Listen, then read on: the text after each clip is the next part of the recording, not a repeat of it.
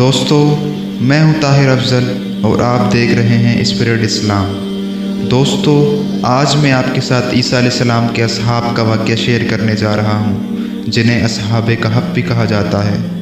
نبی علیہ السلام کے دور میں کچھ عربی ایک یہودی عالم کے پاس گئے اور کہا کہ محمد ابن عبداللہ سے ایسا کون سا سوال کیا جائے کہ ان کے نبی ہونے کی حقیقت واضح ہو جائے۔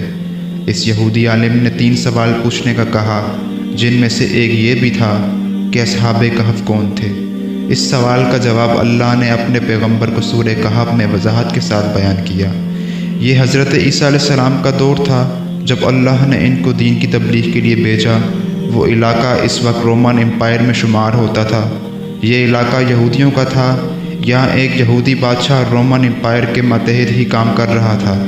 جب عیسیٰ علیہ السلام نے دین کی تبلیغ کا کام شروع کیا تو یہاں کے لوگ ان کے مخالف ہو گئے اور آپ کو گرفتار کر کے سولی پر لٹکانا چاہا۔ تب اللہ نے پیغمبر کو زندہ آسمان پر اٹھا لیا۔ اس کے بعد رومی لوگوں نے رومی حکومت کے خلاف بغاوت کر دی۔ اس وجہ سے رومی بادشاہ ٹائٹس نے یروشلم اور فلسطین پر حملہ کر کے اسے مکمل تباہ کر دیا۔ اس نے 1.5 لاکھ یہودیوں کو قتل کر دیا۔ جو بچے کچے یہودی تھے وہ وہاں سے ہجرت کر گئے۔ باقی کچھ لوگ جو عیسیٰ علیہ السلام کو ماننے والے تھے وہ وہیں موجود رہے۔ رومی بادشاہ بقیانوس کے دور میں چند نوجوان لائے گئے۔ چونکہ بقیانوس بت پرست تھا، ان نوجوانوں نے کہا، ہم تیری عبادت نہیں کرتے بلکہ ہم تو اس یکتا خدا کی عبادت کریں گے جو معبود برحق ہے۔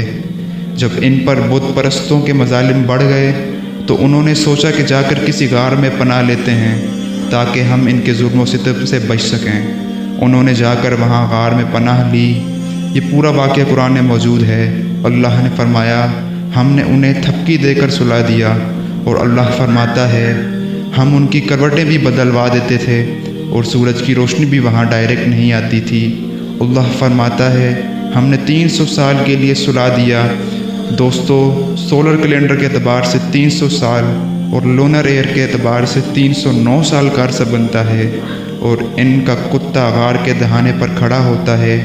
اس کی اتنی ہیبت ہے کہ کوئی بھی انسان غار کے قریب نہیں جاتا تھا۔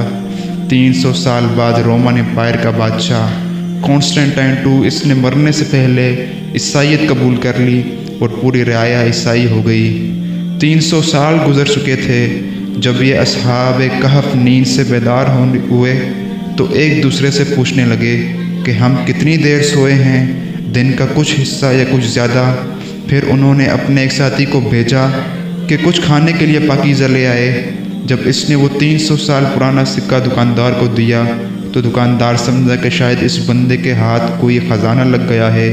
یہاں سے ان کی حقیقت کھل گئی اور انہیں اصحاب کہف کہا گیا، جن کے ساتھ ایسے غیر معمولی واقعہ یا معجزہ ہوا۔